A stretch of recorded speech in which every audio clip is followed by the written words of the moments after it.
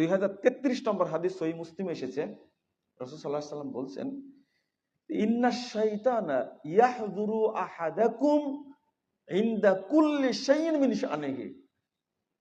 ইবলিস শয়তান তোমাদের প্রত্যেকটা কাজে কি হয়? উপস্থিত হয়, হাজির হয়। কি জন্য? আপনি সালাত পড়ছেন, ইবলিস হাজির। সিয়াম পালন করছেন, ইবলিস হাজির। হজ করছেন, ইবলিস হাজির। আপনি পাথর মারতে গেলেন, দেখেন ইবলিসের ষড়যন্ত্র, ইবলিস ওখানেও ঢুকছে।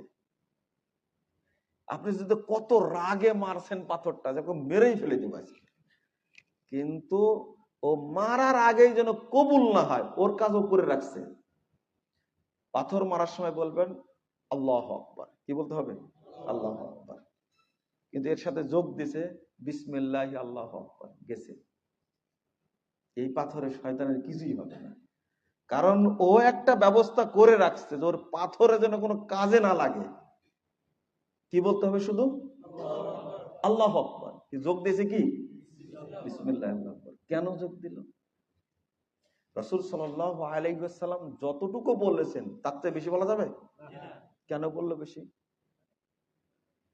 আপনি কত দলিল নিবেন, বেশি বলা যাবে না, আল্লাহু আকবারই বলতে হবে। আরেকটা হলো, রাসূল সাল্লাল্লাহু আলাইহি ওয়াসাল্লাম বলছেন, আমরা তো শুধু পাথর মারি, আল্লাহু আকবার বলি, কিন্তু ফজিলতটা কি? ফাইন্নাহু মাযকুরুল্লাহ। প্রত্যেক পাথরে আল্লাহ বিশাল বিশাল নেকির ভান্ডার দান করেন। ইবলিসের কৌশল, তুই বিসমিল্লাহ লাগাই দে, এই পাথরে আমার কিছু হবেও না, আর তুই যে নেকি পেতি, নেকিও কি বাতিল। এটা হলো ইবলিসের কাজ।